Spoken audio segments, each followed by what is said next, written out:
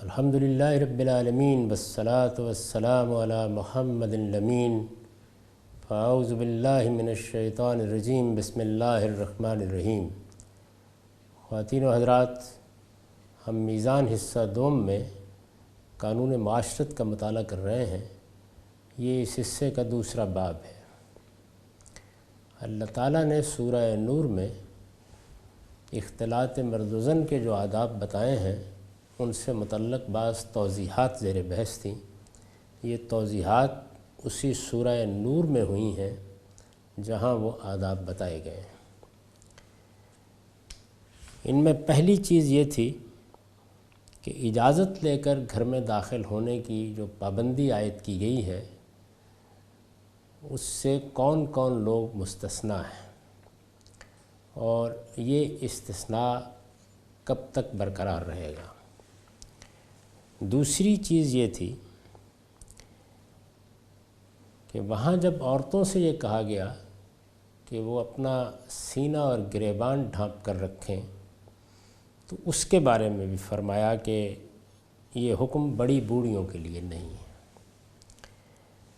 میں نے لکھا ہے ثانیاً ارشاد ہوا ہے کہ دوپٹے سے سینہ اور گریبان ڈھانپ کر رکھنے کا حکم ان بڑی بوڑھیوں کے لیے نہیں ہے جو اب نکاح کی امید نہیں رکھتی۔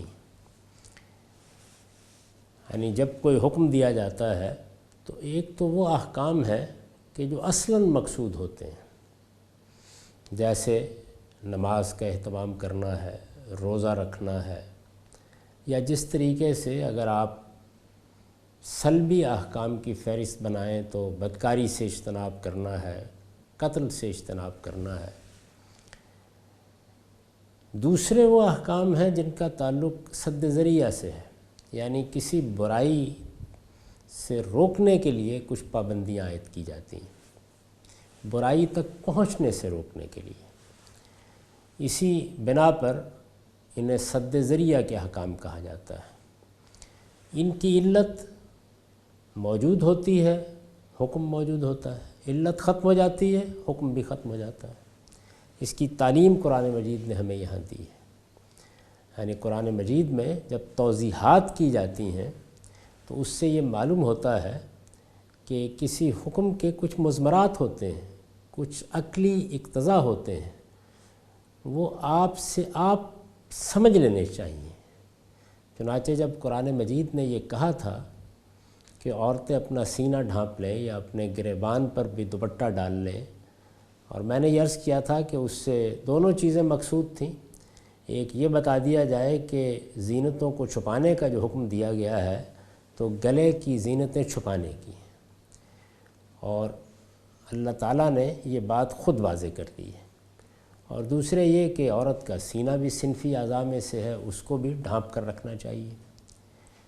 تو اس میں یہ بات مضمر تھی کہ اس کو بڑی بوڑھیوں سے متعلق نہیں ہونا چاہیے، کیونکہ جو اصلی مقصود ہے وہ یہی ہے کہ دل فتنوں سے پاک رہیں، معاشرت میں پاکیزگی رہے، اس طرح کے حالات پیدا نہ ہوں جن میں تہمتیں لگیں اور بہتان تراشے جائیں۔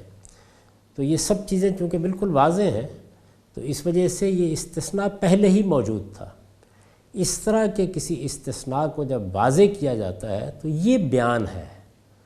یعنی جب ہم کہتے ہیں کہ یہ تخصیص ہو گئی، یہ تحدید ہو گئی، یہ تقید ہو گئی، یہ استثناء بیان ہو گیا، تو اس کا مطلب یہ نہیں ہوتا کہ پہلے حکم میں وہ چیز موجود نہیں تھی اب عائد کر دی گئی ہے۔ وہ اب عائد کی جائے گی تو نسخ ہو جائے گا، حکم ختم ہو جائے گا۔ اس کے مضمرات کو کھولنا، اس میں چھپے ہوئے مستثنیات کو نمایاں کرنا، اسی کو تبیین یا بیان کہا جاتا ہے۔ تو یہ وہی چیز ہے، یعنی قرآن مجید نے اس بات کو واضح کر دیا ہے کہ جو بات اس نے کہی ہے وہ بات پوری بات ہے، اس میں کسی استثناء کی ضرورت نہیں ہے۔ یہ استثناء اس کے اندر آپ موجود ہے جس کو سمجھ لینا چاہیے تھا، تاہم توضیح کرتے ہوئے قرآن مجید نے اس کو بیان کر دیا۔ ثانیاً ارشاد ہوا ہے کہ دوپٹے سے سینہ اور گریبان ڈھانپ کر رکھنے کا حکم ان بڑی بوڑھیوں کے لیے نہیں ہے جو اب نکاح کی امید نہیں رکھتی ہیں۔ بشرطے کہ وہ زینت کی نمائش کرنے والی نہ ہوں، یعنی اس پر یہ شرط عائد کر دی ہے کہ غیر متبرجات بزینہ۔ ان الفاظ سے واضح ہو گیا کہ اصل میں زینتوں کو چھپانے کا جو حکم دیا گیا ہے یہ اس کا طریقہ بتایا گیا ہے کہ اگر وہ دوپٹے سے اپنا سینہ ڈھانپ لیں گی تو گویا گلے کی زینتیں بھی چھپ جائیں گی، جن کو چھپانا اصلاً مقصود ہے، اور پاؤں کی زینتوں کے بارے میں الگ سے آگے بیان کر دیا، بشرطے کہ وہ زینت کی نمائش کرنے والی نہ ہوں۔ یعنی اصلی چیز کیا ہے؟ باطن کی اصلاح۔ اگر باطن کے اندر یہ چیز موجود ہے اور بڑھاپے میں بھی موجود ہے تو یہ بھی قیامت ڈھا سکتی ہے، لیکن اگر باطن میں پاکیزگی ہے تو پھر ظاہر کی کشش ختم ہو گئی، تو اب یہ پابندی بھی نہیں رہنی چاہیے، بشرطے کہ وہ زینت کی نمائش کرنے والی نہ ہوں۔ عورت کی خواہشات جس عمر میں مر جاتی ہیں اور اس کو دیکھ کر مردوں میں بھی کوئی صنفی جذبہ پیدا نہیں ہوتا، اس میں سینے اور گریبان پر آنچل ڈالے رکھنا ضروری نہیں ہے، لہٰذا بوڑھی عورتیں اپنا یہ کپڑا مردوں کے سامنے اتار سکتی ہیں، اس میں کوئی حرج نہیں ہے، تاہم پسندیدہ بات ان کے لیے بھی یہی ہے کہ وہ احتیاط کریں اور مردوں کی موجودگی میں اسے نہ اتاریں، یعنی پسندیدہ بات یہی ہے۔ تو اس سے ایک اور بات معلوم ہوئی، یعنی جو توضیح کی گئی ہے اس توضیح سے یہ واضح ہوا کہ احکام کے مضمرات کیا ہوتے ہیں جن کو ایک فقیہ بھی کھول سکتا ہے۔ پیغمبر بھی جب قرآن مجید سے متعلق اس طرح کی کوئی بات کرتے ہیں تو وہ یہی کر رہے ہوتے ہیں، یعنی وہ کوئی نیا حکم نہیں دے رہے ہوتے، حکم کے مضمرات کو واضح کر رہے ہوتے ہیں، حکم میں خصوص چھپا ہوتا ہے، اس کو بیان کرتے ہیں، ہم اسے تخصیص کہہ دیتے ہیں، حکم پر کوئی قید فطری طور پر لگی ہوتی ہے، اس کو بیان کر دیتے ہیں، ہم اس کو تحدید کہہ دیتے ہیں۔ یہ اصطلاحات جو کچھ بھی ہوں، اصل چیز یہ ہے کہ یہ بتانا پڑے گا کہ جو بات کہی جا رہی ہے وہ اصل حکم کے اندر موجود تھی یا اس کا عقلی اقتضا تھی، وہ باہر سے آ کر اس پر چسپاں نہیں کرتی، یہ ضروری۔ دوسری بات یہ معلوم ہوئی کہ جب اللہ تعالیٰ کوئی بات کہتے ہیں تو اس میں بعض اوقات دو درجے ہوتے ہیں، یعنی ایک درجہ یہ ہوتا ہے کہ کسی چیز کو لازم کر دیا جائے، اور ایک یہ کہ لازم تو نہیں کیا گیا، فرض تو نہیں کر دیا گیا، لیکن بہرحال بہتر یہی ہے، پسندیدہ یہی ہے۔ بہتر اور پسندیدہ دین کے احکام میں ہر جگہ آپ دیکھیں گے یہ دو درجے ہوتے ہیں۔ جیسے عبادات میں ہم کہتے ہیں نا کہ یہ فرض ہے اور یہ نفل ہے۔ فرض کا کیا مطلب ہے کہ اگر آپ نہیں ادا کریں گے تو مواخذہ ہوگا، پوچھا جائے گا، مسئول ٹھہرائے جائیں گے، لیکن نفل کا مطلب یہ ہے کہ کریں گے تو بڑی اچھی بات ہے، اللہ کو بہت پسند ہے، اللہ اجر بھی دے گا، لیکن نہیں پڑھیں گے تو مواخذہ نہیں ہوگا۔ تو عبادات میں بھی یہ دونوں چیزیں موجود ہیں۔ اسی طرح جو ہم نیکی اور خیر کے اعمال کرتے ہیں ان میں بھی ایک چیز فرض ہوتی ہے، واجب ہوتی ہے، اور ایک چیز مستحب ہوتی ہے، پسندیدہ ہوتی ہے، اچھی بات ہوتی ہے۔ اللہ تعالیٰ اس کو اچھی بات سمجھتے ہیں، کہتے ہیں، اور وہ کی جائے گی تو اللہ کے ہاں اجر بھی ملے گا، لیکن اگر نہ کی جائے تو اس پر کوئی مواخذہ نہیں ہوگا۔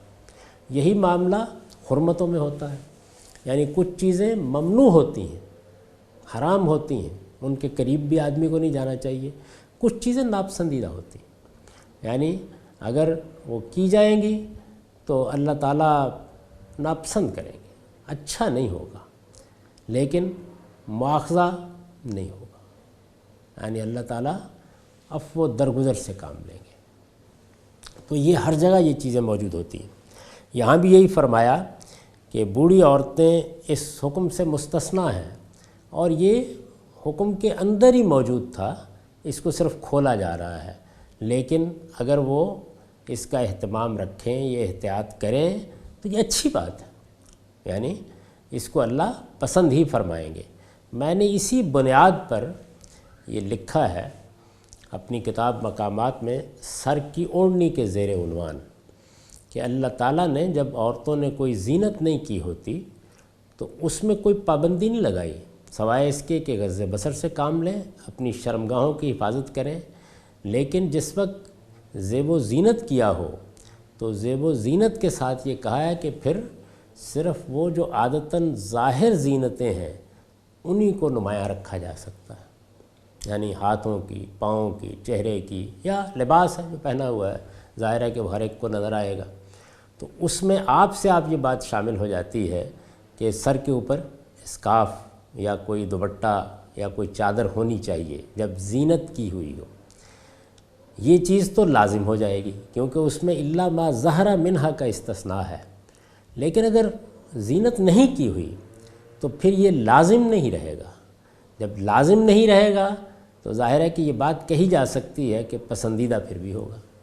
چنانچہ یہی وجہ ہے کہ اسکارف کو بالعموم مسلمان عورتوں نے اپنایا ہے، اور یہ کم و بیش ٹھیک اس مدعا کو پورا کر دیتا ہے جس کے پیش نظر اللہ تعالیٰ نے یہ احکام دیے ہیں۔ لہٰذا اس کو دین میں اپنی بنیاد حاصل ہے، یہ ایک پسندیدہ چیز ہے ہر حالت میں، اور جب زیب و زینت کیا ہو تو پھر تو لازماً ہی اس کا اہتمام کرنا چاہیے۔ یہی بات میں نے وہاں عرض بھی کی۔ تاہم پسندیدہ بات ان کے لیے بھی یہی ہے کہ وہ احتیاط کریں اور مردوں کی موجودگی میں اسے نہ اتاریں، یہ ان کے لیے بہتر ہے۔ یعنی میں نے اس طرف توجہ دلائی ہے کہ اس طرح دین کو سمجھا جاتا ہے، اس میں ہر چیز کو اس کے موقع محل پر رکھ کر پھر دیکھنا چاہیے کہ اس میں کیا چیز لازم کی جا رہی ہے، کیا محض پسندیدہ ہونے کے درجے میں آ گئی ہے۔ یہ قرآن مجید بھی بتاتا ہے، یہ پیغمبر صلی اللہ علیہ وسلم کے ارشادات سے بھی معلوم ہوتا ہے، اور فقہا کو بھی، علماء کو بھی انہی اصولوں کو پیش نظر رکھ کر چیزوں کو دیکھنا چاہیے۔ اگر کوئی چیز اللہ تعالیٰ نے محض پسندیدہ کے درجے میں رکھی ہے تو اسے فرض قرار دے دینا یہ خود دین بنانا ہے، اس کا حق کسی کو نہیں ہے۔ یہ کوئی رعایت دینا نہیں ہے، بلکہ دین کو ٹھیک ٹھیک سمجھنا ہے۔ یعنی لوگوں کو یہ بتانا چاہیے کہ دین کے ٹھیک ٹھیک مطالبات کیا ہیں، وہ کیا چاہتا ہے۔ تو یہ میں عرض کر رہا ہوں کہ اللہ تعالیٰ نے یہی ہمیں یہاں سکھایا ہے، یہ بتایا ہے، یعنی یہ بات بھی واضح کر دی کہ اس طرح کے جو سد ذریعہ کے احکام ہوتے ہیں، یہ ظاہر ہے سب سد ذریعہ کے احکام ہیں، ان میں کوئی چیز اصلاً مطلوب نہیں ہے، اصلاً بدکاری ہے جس کو سوسائٹی میں وجود پذیر نہیں ہونا چاہیے، جس کو ممکن حد تک ختم کرنے کی کوشش کرنی چاہیے۔ اصل حکم یہ ہے، اب اس تک پہنچنے کے راستے بند کیے جا رہے ہیں، اور اس کے لیے کچھ ہدایات دی گئی ہیں۔ غض بصر کی ہدایت ہے، اسی طریقے سے حفظ فروج کی ہدایت ہے، اس کے متعلقات ہیں، اور اب جب یہ زیب و زینت کی نمائش نہ کرنے کے بارے میں فرمایا تو اس کے مضمرات واضح کر دیے ہیں، اور ہمیں یہ تعلیم اس سے حاصل ہو گئی کہ ایسی سب چیزوں میں علت کو دیکھنا چاہیے۔ مثال کے طور پر یہ کہا گیا ہے نا کہ عورتیں اگر 3 دن کے سفر پر جائیں یا 1 دن کے سفر پر جائیں تو انہیں کسی محرم عزیز کو ساتھ لے لینا چاہیے، تو اس کی ایک علت ہے، یعنی عورت کی عصمت کی، عزت کی حفاظت ہونی چاہیے، اس پر کوئی تہمت نہ لگ جائے، اس کا اہتمام کرنا چاہیے۔ یہ چیز مفقود ہو گئی موجودہ زمانے کے سفروں میں، بہت محفوظ ہو گئے سفر، تو اب ظاہر ہے کہ اس کی ضرورت باقی نہیں رہے گی۔ یہ بالکل اسی اصول پر ہے، یہ ان کے لیے بہتر ہے۔ والقواعد من النساء اللاتي لا يرجون نکاحا فليس عليهن جناح ان يضعن ثيابهن غير متبرجات بزينة وان يستعففن خير لهن والله سميع عليم۔ نور میں، یعنی وہی 24 نمبر سورہ نور میں یہ 60 آیت ہے۔ اور بڑی بوڑھیاں جو اب نکاح کی امید نہیں رکھتی ہیں، وہ اگر اپنے دوپٹے اتار دیں تو ان پر کوئی گناہ نہیں، بشرطے کہ زینت کی نمائش کرنے والی نہ ہوں۔ ان دوپٹے کہاں سے اتار دیں؟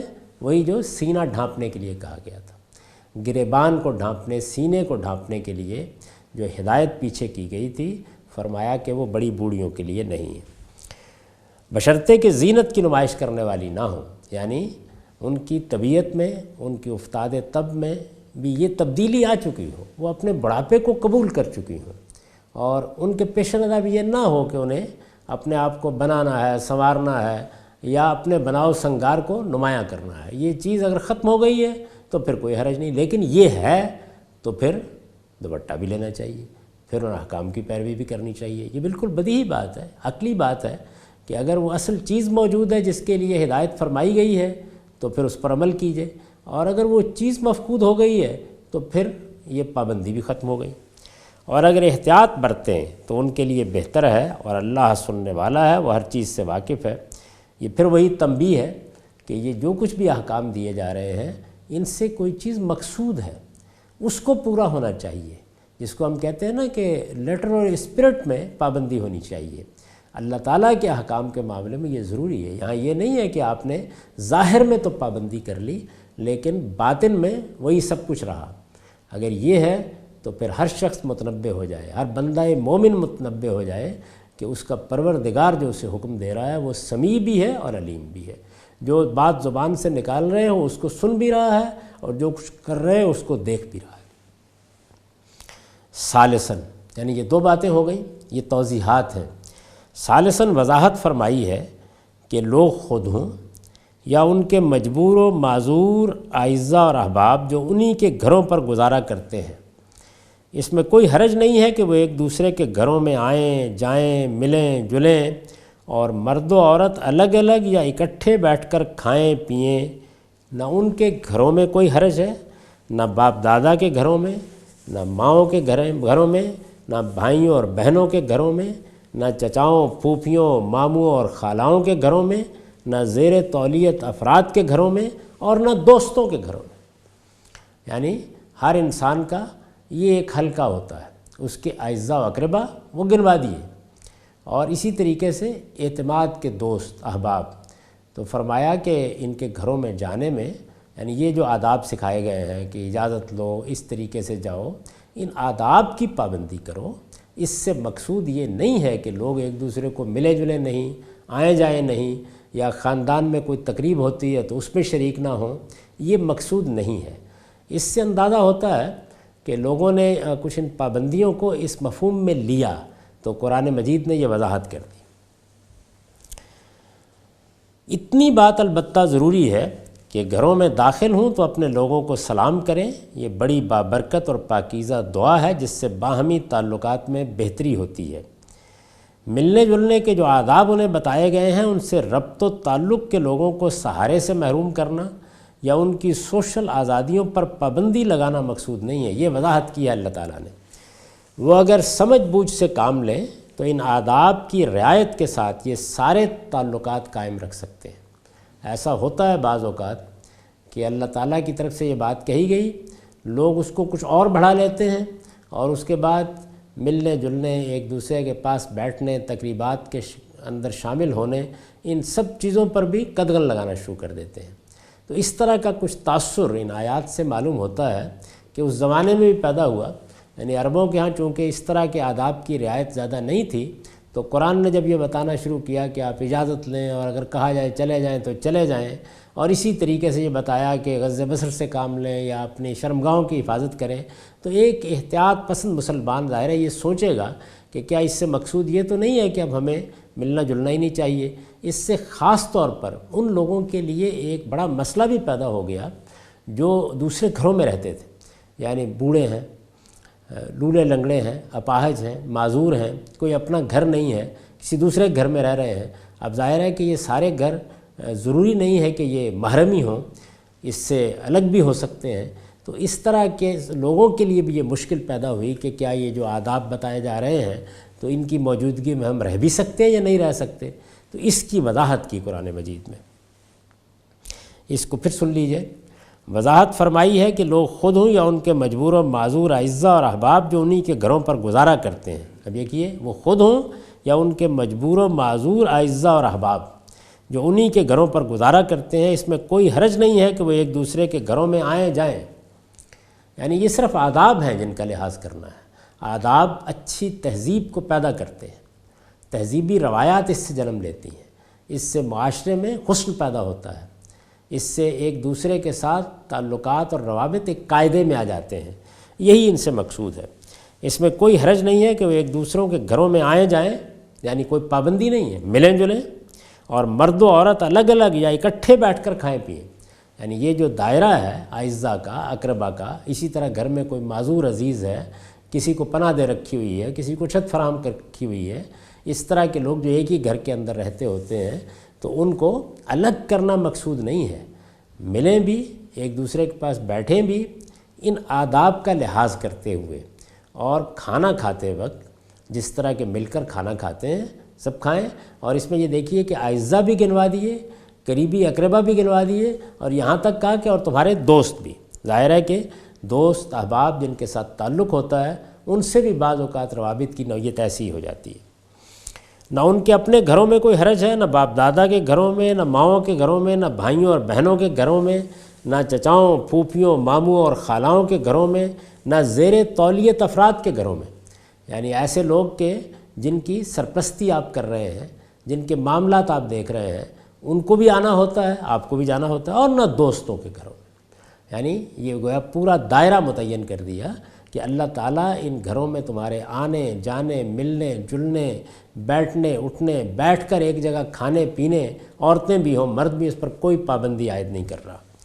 اتنی بات البتہ ضروری ہے کہ گھروں میں داخل ہوں تو اپنے لوگوں کو سلام کریں، یعنی یہ ہونا چاہیے۔ یہ بڑی بابرکت اور پاکیزہ دعا ہے جس سے باہمی تعلقات میں بہتری پیدا ہوتی ہے، یعنی اس سے گھر والے متنبع بھی ہو جائیں گے۔ اگر کوئی گھر ہی میں رہتا ہے، یعنی لولا لنگڑا ہے، معذور ہے، کوئی عزیز ہے، قریبی ہے، تو وہ بھی اگر گھر میں آئے گا السلام علیکم کہے گا، عورتیں محتاط ہو جائیں گی۔ تو یہ آداب ہیں جن کا لحاظ کرنا چاہیے۔ ملنے جلنے کے جو آداب انہیں بتائے گئے ہیں، ان سے ربط و تعلق کے لوگوں کو سہارے سے محروم کرنا، یعنی جو لوگ گھروں میں رہ رہے ہیں، گھروں میں پڑے ہوئے ہیں، مجبور ہیں، معذور ہیں، ان کو سہارے سے محروم کرنا مقصود نہیں ہے، یہ اللہ تعالیٰ فرما رہے ہیں۔ یا ان کی سوشل آزادیوں پر پابندی لگانا مقصود نہیں ہے، وہ اگر سمجھ بوجھ سے کام لیں تو ان آداب کی رعایت کے ساتھ یہ سارے تعلقات قائم رکھ سکتے ہیں۔ اس سے مختلف کوئی بات اگر انہوں نے سمجھی ہے تو غلط سمجھی، یعنی آداب بتانے کا یہ ہرگز مطلب نہیں تھا، اگر سمجھا گیا ہے تو غلط سمجھا ہے، اس کی اصلاح کر لیں۔ ان میں سے کوئی چیز بھی ممنوع نہیں ہے، ان میں سے کسی چیز کو بھی ممنوع قرار دینا پیش نظر نہیں ہے۔ یہ سورہ نور کی 61 آیت ہے، یعنی یہ دیکھیے ایک ترتیب کے ساتھ اللہ تعالیٰ نے توضیحات کی ہیں۔ آیت سن لیجئے، لیس علی الاعمی حرج ولا علی الحرج حرج ولا علی المریض حرج ولا علی انفسکم ان تاکلوا من بیوتکم و بیوت آبائکم و بیوت امہاتکم و بیوت اخوانکم و بیوت اخواتکم او بیوت اعمامکم او بیوت اماتکم او بیوت اخوالکم او بیوت خالاتکم او ما ملکتم مفاتحہ او صدیقکم لیس علیکم جناح ان تاکلوا جمیعا او اشتاتا فاذا دخلتم بیوتا فسلموا علی انفسکم تحیۃ من عند اللہ مبارکۃ طیبہ کذالک یبین اللہ لکم الآیات لعلکم تعقلون۔ نہ اندھے کے لیے کوئی حرج ہے، نہ لنگڑے کے لیے، اور نہ مریض کے لیے، اور نہ خود تمہارے لیے کہ تم اپنے گھروں سے یا اپنے باپ دادا کے گھروں سے یا اپنی ماؤں کے گھروں سے یا اپنے بھائیوں کے گھروں سے یا اپنی بہنوں کے گھروں سے یا اپنے چچاؤں کے گھروں سے یا اپنی پھوپھیوں کے گھروں سے یا اپنے ماموں کے گھروں سے یا اپنی خالاؤں کے گھروں سے یا اپنے زیر تولیت لوگوں کے گھروں سے یا اپنے دوستوں کے گھروں سے کھاؤ پیو۔ بہت تفصیل کی ہے، یعنی یہ اس لیے ہے تاکہ کسی قسم کا ابہام باقی نہ رہے کہ پیش نظر صرف آداب سے کھانا ہے۔ یعنی یہ بات خود بتا رہی ہے کہ یہ جو میں نے تعبیر اختیار کی ہے کہ یہ مرد و زن کے اختلاط کے آداب ہیں، یہی قرآن مجید کا منشا ہے۔ یعنی وہ کوئی پردے کے احکام نہیں دے رہا، بلکہ ملنے جلنے پر کچھ ایسی قدغنیں لگا رہا ہے جس سے معاشرت کا حسن قائم ہو، جس سے کوئی خرابی پیدا نہ ہو، جس سے اخلاقی مفاسد کسی معاشرے میں در نہ آئیں اور معاشرے کا نظم اپنی صحیح صورت میں قائم رہے۔ تو سب کو گن کے کہا یا اپنے دوستوں کے گھروں سے کھاؤ پیو، تم پر کوئی گناہ نہیں۔ یعنی اگر قرآن مجید کا نظم پیش نظر رہے تو یہ مطلب ہے، یعنی یہ تینوں توضیحات انہی احکام سے متعلق ہیں۔ ہمارے ہاں لوگ چونکہ قرآن مجید کو اس کے نظم میں اس طرح رکھ کے نہیں دیکھتے تو ان کو ایک مشکل پیش آئی ہے، اور وہ آپ مفسرین کے یہاں دیکھ سکتے ہیں کہ یہ کیا بات ہے جو کہی گئی ہے، یعنی کھاؤ پیو تو کھانے پینے کی بھی اجازت دینی تھی؟ نہیں، مطلب یہ ہے کہ جو گھروں میں رہنے والے لوگ ہیں، ان آداب کے نزول کے بعد یا ان آداب کی تاکید کے بعد یا اللہ تعالیٰ کی اس ہدایت کے بعد ان کے لیے کوئی مشکل نہیں پیدا ہونی چاہیے، یہ کہا ہے۔ گھروں سے کھاؤ پیو، تم پر کوئی گناہ نہیں، چاہے مرد و عورت اکٹھے بیٹھ کر کھاؤ یا الگ الگ، یعنی اسی ذیل کی ہے۔ اور یہ اس جملے نے بالکل واضح کر دیا کہ یہ ان تاکلوا جمیعا و اشتاتا سے کیا مراد ہے۔ اس کو بھی لوگوں نے اس معنی میں لیا کہ کوئی رواج تھا اس طرح کا کہ بعض لوگ اکٹھے بیٹھ کے کھاتے تھے اور بعض الگ الگ اپنی اپنی پلیٹ لے کے بیٹھ جاتے تھے، تو اللہ تعالیٰ نے فرمایا یہ چیزیں کتاب الہی کا موضوع نہیں ہوتی، نہ ان کو بیان کرنے کی ضرورت ہے۔ یہاں یہ بتایا جا رہا ہے کہ اللہ تعالیٰ نے کچھ آداب سکھائے تھے، مرد و زن کے اختلاط کے بارے میں کچھ چیزوں کی ہدایت فرمائی تھی، اس کی توضیح کی جا رہی ہے۔ اگر سورہ کا نظم پیش نظر رہے تو یہ بات بالکل واضح ہو جاتی ہے۔ تاہم میں نے جتنی تفصیل یہاں کر دی اس کو سامنے رکھ کر تدبر قرآن میں، استاذ امام کی تدبر قرآن میں بھی ان کی تفسیر دیکھ لیجئے اور البیان میں بھی۔ تم پر کوئی گناہ نہیں، چاہے مرد و عورت اکٹھے بیٹھ کر کھاؤ یا الگ الگ، اتنی بات البتہ ضروری ہے کہ جب گھروں میں داخل ہو تو اپنے لوگوں کو سلام کرو۔ یہ دیکھیے بالکل وہی بات، یعنی اجازت لینے کی پابندی لگائی گئی تھی، یہ کہا گیا تھا کہ اس چیز کا اہتمام کرنا ہے، زینتوں کے اظہار کے بارے میں کوئی ہدایت کی گئی تھی، تو یہی چیز ہے جس کو سامنے رکھ کر یہ کہا جا رہا ہے کہ اس سے کوئی غلط فہمی نہیں ہونی چاہیے۔